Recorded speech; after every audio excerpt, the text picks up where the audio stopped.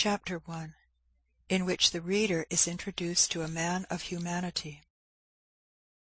Late in the afternoon of a chilly day in February, two gentlemen were sitting alone over their wine in a well-furnished dining parlour in the town of P in Kentucky. There were no servants present, and the gentlemen, with chairs closely approaching, seemed to be discussing some subject with great earnestness. For convenience sake we have said hitherto two gentlemen. One of the parties, however, when critically examined, did not seem, strictly speaking, to come under the species. He was a short, thick-set man, with coarse, commonplace features, and that swaggering air of pretension which marks a low man who is trying to elbow his way upward in the world. He was much overdressed in a gaudy vest of many colours, a blue neckerchief, bedropped gaily with yellow spots, and arranged with a flaunting tie, quite in keeping with the general air of the man. His hands, large and coarse, were plentifully bedecked with rings, and he wore a heavy gold watch-chain with a bundle of seals of portentous size and a great variety of colours attached to it, which, in the ardour of conversation, he was in the habit of flourishing and jingling with evident satisfaction. His conversation was in free and easy defiance of Murray's grammar, and was garnished at convenient intervals with various profane expressions, which not even the desire to be graphic in our account shall induce us to transcribe. His companion, Mr. Shelby, had the appearance of a gentleman, and the arrangements of the house and the general air of the housekeeping indicated easy and even opulent circumstances. As we before stated, the two were in the midst of an earnest conversation. "This is the way I should arrange the matter," said Mr. Shelby. "I can't make trade that way, I positively can't, Mr. Shelby," said the other, holding up a glass of wine between his eye and the light. "Why, the fact is, Haley, Tom is an uncommon fellow. He is certainly worth that sum anywhere. Steady, honest, capable, manages my whole farm like a clock." "You mean honest as niggers go," said Haley, helping himself to a glass of brandy. "No, I mean really. Tom is a good, steady, sensible, pious fellow. He got religion at a camp meeting 4 years ago, and I believe he really did get it. I've trusted him since then with everything I have, money, house, horses, and let him come and go round the country, and I always found him true and square in everything." "Some folks don't believe there is pious niggers, Shelby," said Haley, with a candid flourish of his hand, "but I do. I had a fellow now, in this year last lot I took to Orleans.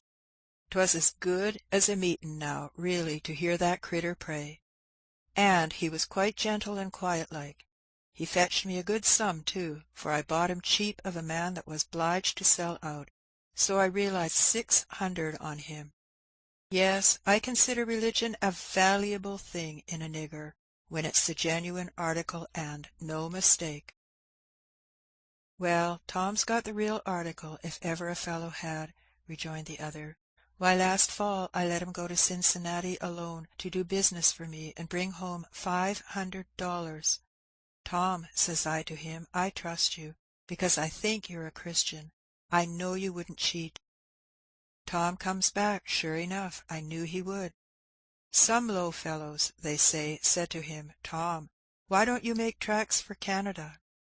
Ah, master trusted me, and I couldn't. They told me about it. I am sorry to part with Tom, I must say. You ought to let him cover the whole balance of the debt, and you would, Haley, if you had any conscience." "Well, I've got just as much conscience as any man in business can afford to keep. Just a little, you know, to swear by, as 'twere," said the trader, jocularly. "And then I'm ready to do anything in reason to 'blige friends. But this year, you see, is a little too hard on a fellow, a little too hard." The trader sighed contemplatively, and poured out some more brandy. "Well then, Haley, how will you trade?" said Mr. Shelby, after an uneasy interval of silence. "Well, haven't you a boy or gal that you could throw in with Tom?" None that I could well spare, to tell the truth. It's only hard necessity makes me willing to sell it all. I don't like parting with any of my hands, that's a fact." Here the door opened, and a small quadroon boy, between 4 and 5 years of age, entered the room. There was something in his appearance remarkably beautiful and engaging. His black hair, fine as floss silk, hung in glossy curls about his round dimpled face, while a pair of large dark eyes, full of fire and softness, looked out from beneath the rich long lashes as he peered curiously into the apartment. A gay robe of scarlet and yellow plaid, carefully made and neatly fitted, set off to advantage the dark and rich style of his beauty, and a certain comic air of assurance, blended with bashfulness, showed that he had been not unused to being petted and noticed by his master. "Hallo, Jim Crow," said Mr. Shelby, whistling, and snapping a bunch of raisins towards him. "Pick that up now." The child scampered with all his little strength after the prize, while his master laughed. "Come here, Jim Crow," said he. The child came up, and the master patted the curly head and chucked him under the chin. "Now, Jim, show this gentleman how you can dance and sing."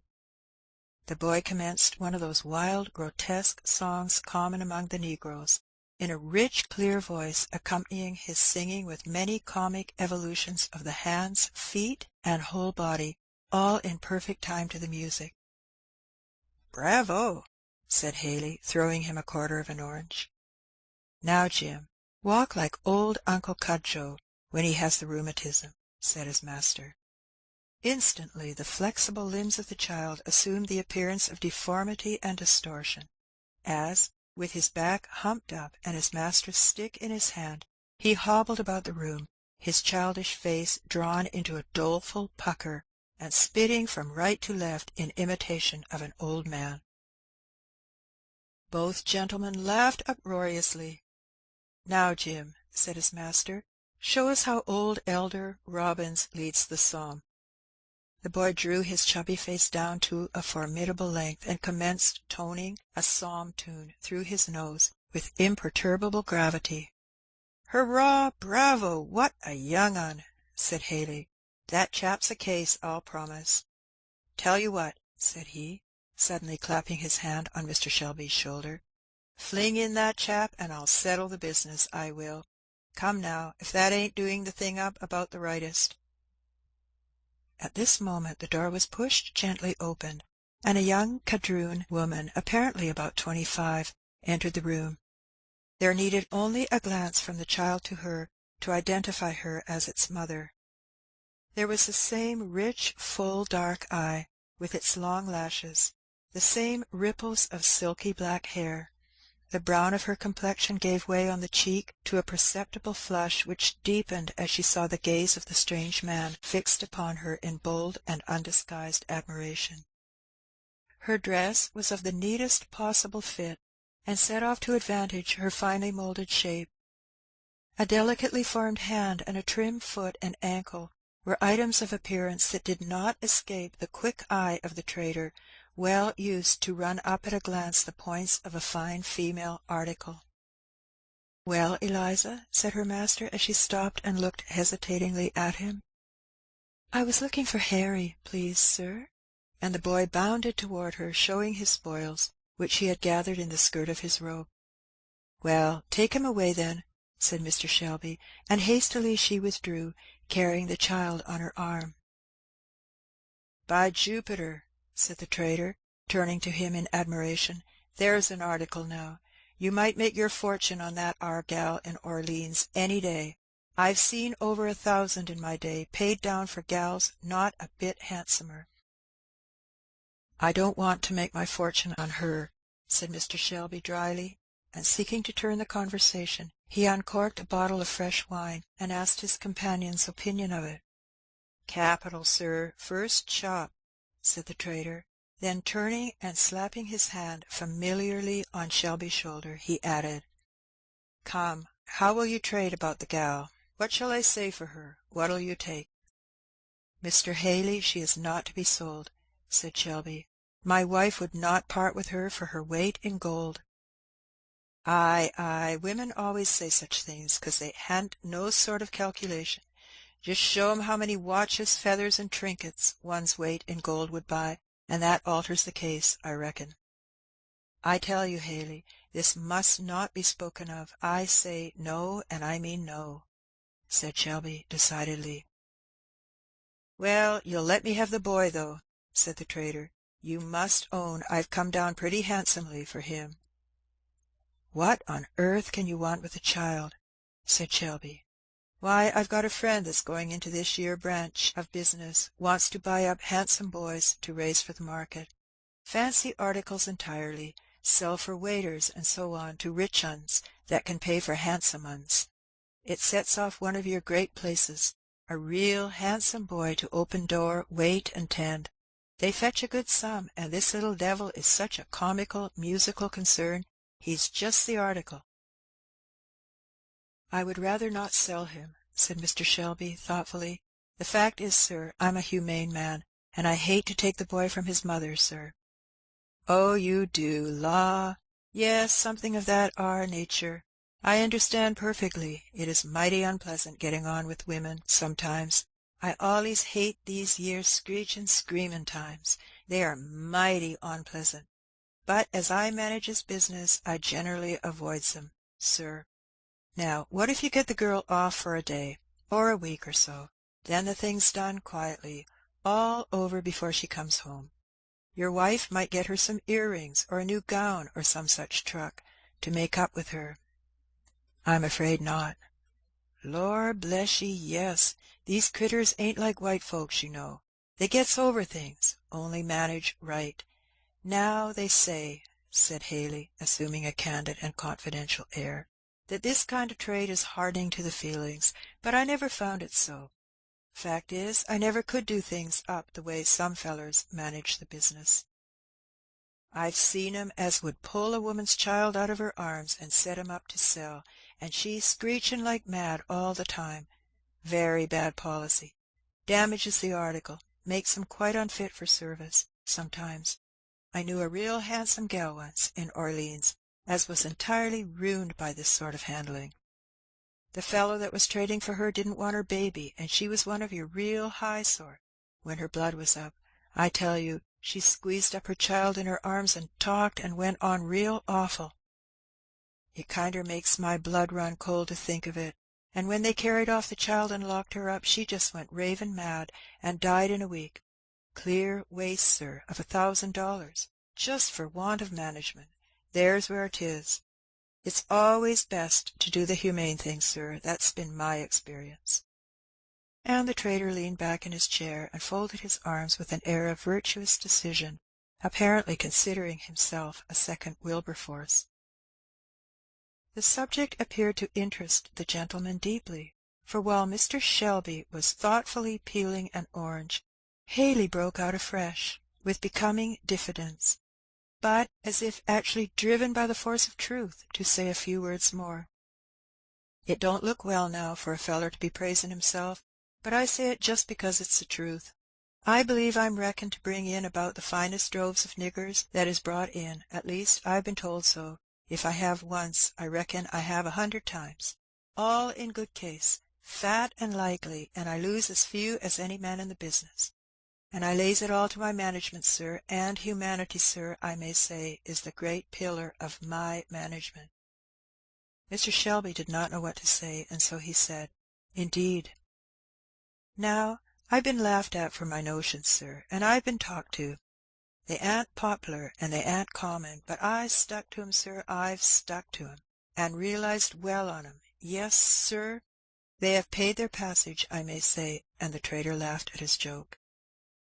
There was something so piquant and original in these elucidations of humanity that Mr. Shelby could not help laughing in company.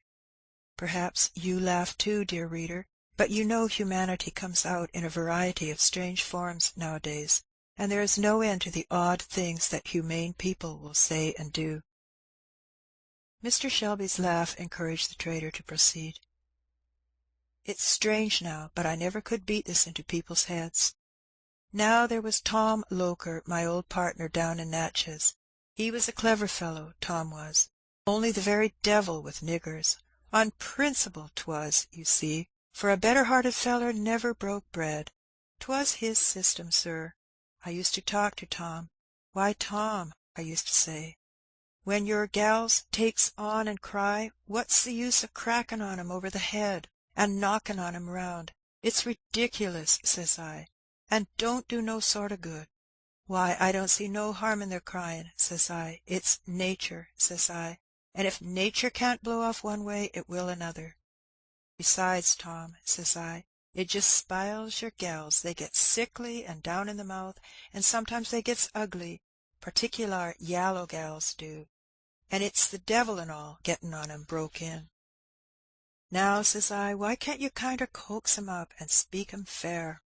Depend on it, Tom, a little humanity thrown in along goes a heap further than all your jawing and cracking, and it pays better, says I, depend on it. But Tom couldn't get the hang on it, and he spiled so many for me that I had to break off with him, though he was a good-hearted feller, and as fair a business hand as is going. And do you find your ways of managing do the business better than Tom's? Said Mr. Shelby. Why, yes, sir, I may say so.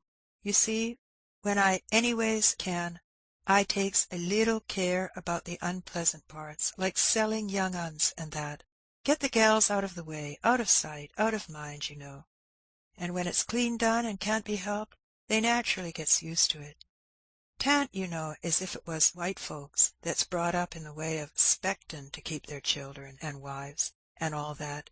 Niggers, you know, that's fetched up properly, han't no kind of 'spectations of no kind, so all these things comes easier. I'm afraid mine are not properly brought up, then, said Mr. Shelby. S'pose not. You Kentucky folks spile your niggers. You mean well by 'em, but 'tan't no real kindness arter all. Now, a nigger, you see, what's got to be hacked and tumbled round the world and sold to Tom, Dick, and the Lord knows who, 'tan't no kindness to be giving on him notions and expectations, and bringing on him up too well, for the rough and tumble comes all the harder on him arter. Now, I venture to say your niggers would be quite chop-fallen in a place where some of your plantation niggers would be singing and whooping like all possessed. Every man you know, Mr. Shelby, naturally thinks well of his own ways, and I think I treat niggers just about as well as it's ever worth while to treat 'em. It's a happy thing to be satisfied, said Mr. Shelby with a slight shrug, and some perceptible feelings of a disagreeable nature. Well, said Haley, after they had both silently picked their nuts for a season, what do you say? I'll think the matter over and talk with my wife, said Mr. Shelby. Meanwhile, Haley, if you want the matter carried on in the quiet way you speak of, you'd better not let your business in this neighbourhood be known.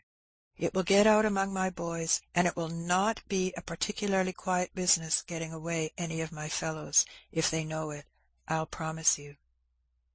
Oh, certainly, by all means, mum, of course.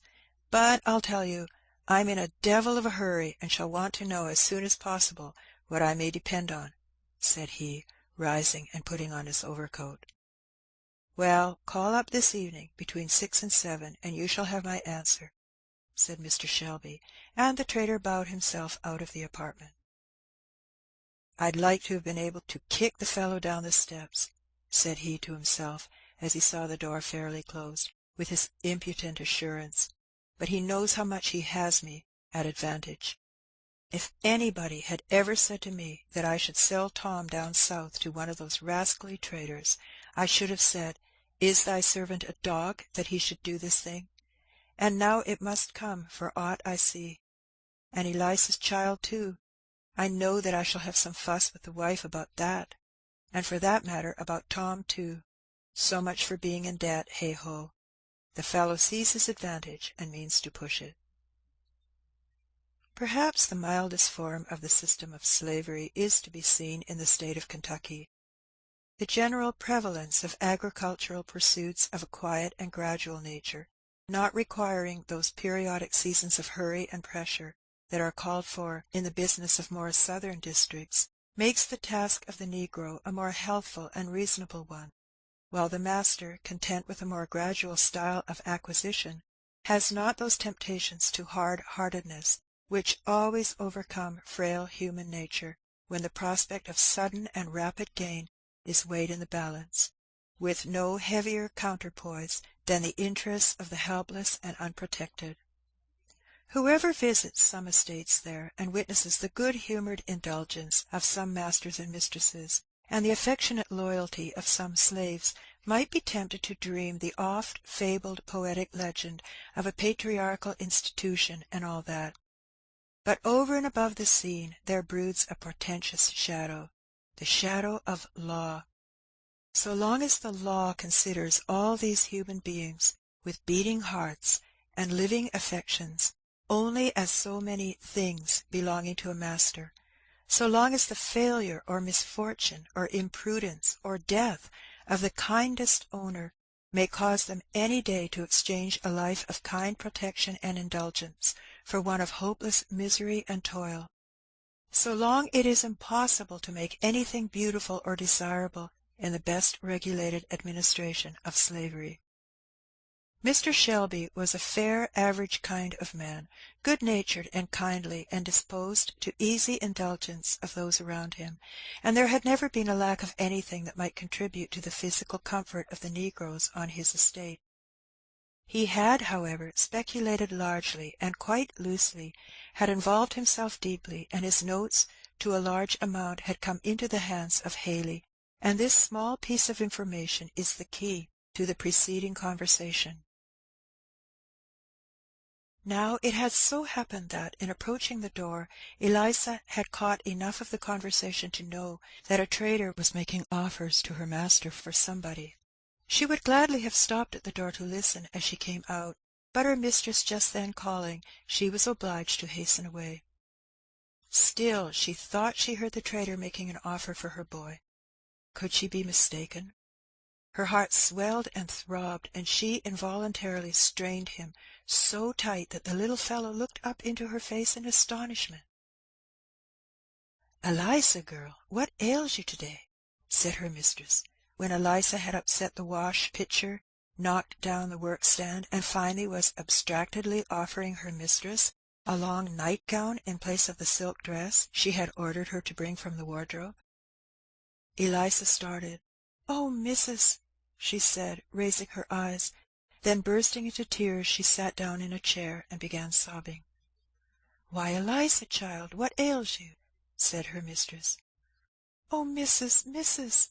said Eliza, "there's been a trader talking with master in the parlour. I heard him." "Well, silly child, suppose there has?" "Oh, missus, do you suppose master would sell my Harry?" And the poor creature threw herself into a chair and sobbed convulsively. "Sell him? No, you foolish girl. You know your master never deals with those southern traders, and never means to sell any of his servants, as long as they behave well. Why, you silly child, who do you think would want to buy your Harry? Do you think all the world are set on him, as you are, you goosey? Come, cheer up and hook my dress. There now, put my back hair up in that pretty braid you learnt the other day, and don't go listening at doors any more." "Well, but, missus, you never would give your consent to— "Nonsense, child, to be sure I shouldn't. What do you talk so for? I would as soon have one of my own children sold. But really, Eliza, you are getting altogether too proud of that little fellow. A man can't put his nose into the door, but you think he must be coming to buy him." Reassured by her mistress's confident tone, Eliza proceeded nimbly and adroitly with her toilet, laughing at her own fears as she proceeded. Mrs. Shelby was a woman of high class both intellectually and morally. To that natural magnanimity and generosity of mind which one often marks as characteristic of the women of Kentucky, she added high moral and religious sensibility and principle, carried out with great energy and ability into practical results. Her husband, who made no professions to any particular religious character, nevertheless reverenced and respected the consistency of hers, and stood perhaps a little in awe of her opinion. Certain it was that he gave her unlimited scope in all her benevolent efforts for the comfort, instruction, and improvement of her servants, though he never took any decided part in them himself. In fact, if not exactly a believer in the doctrine of the efficiency of the extra good works of saints, he really seemed somehow or other to fancy that his wife had piety and benevolence enough for two, to indulge a shadowy expectation of getting into heaven through her superabundance of qualities to which he made no particular pretension. The heaviest load on his mind after his conversation with the trader lay in the foreseen necessity of breaking to his wife the arrangement contemplated, meeting the importunities and opposition which he knew he should have reason to encounter. Mrs. Shelby, being entirely ignorant of her husband's embarrassments, and knowing only the general kindliness of his temper, had been quite sincere in the entire incredulity with which she had met Eliza's suspicions. In fact, she dismissed the matter from her mind without a second thought, and being occupied in preparations for an evening visit, it passed out of her thoughts entirely. End of chapter 1.